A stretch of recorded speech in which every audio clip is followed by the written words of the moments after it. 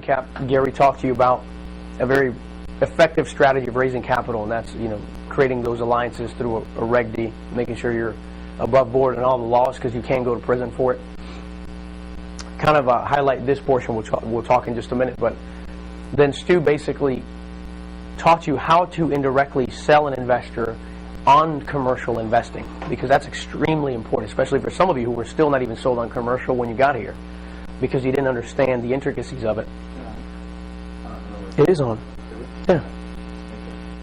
So it's key, because actually as you start talking to investors, you start presenting to them remember the residential versus commercial, and you start showing them that their ROI can not only go higher, but it can be residual long term, and literally get to the place where it's infinite and they're still in one deal.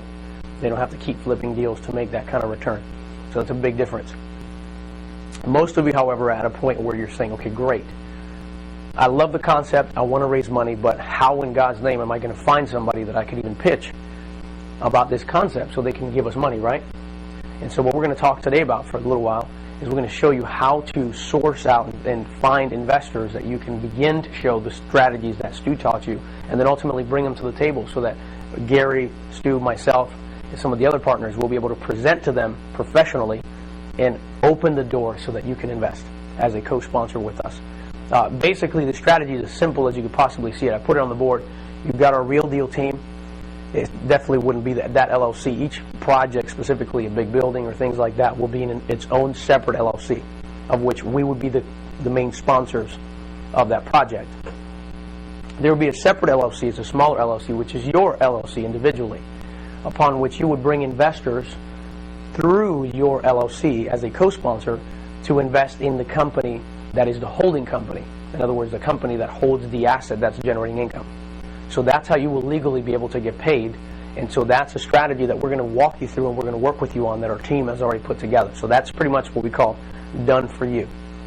The real work comes in you connecting with investors and ultimately getting to the place where we can do a presentation and raise the capital so that you can actually get in the game.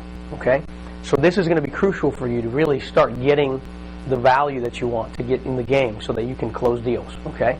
So you might want to write down some of these strategies so that you remember some things that you're going to do to generate income. Now, the first thing I'm going to share with you before I go into some of these strategies of finding investors is you've got to remember that commercial isn't quite like residential, in that you can just advertise certain things about residential that you can't in commercial, because then you're violating SEC regulations, right? So as I share some of these things, I might stop and say, keep this vague. What I mean by keep this vague is keep it topical within the topic that you're specializing in. It might be office buildings, it might be retail, it might be mobile home parks, whatever you're interested in.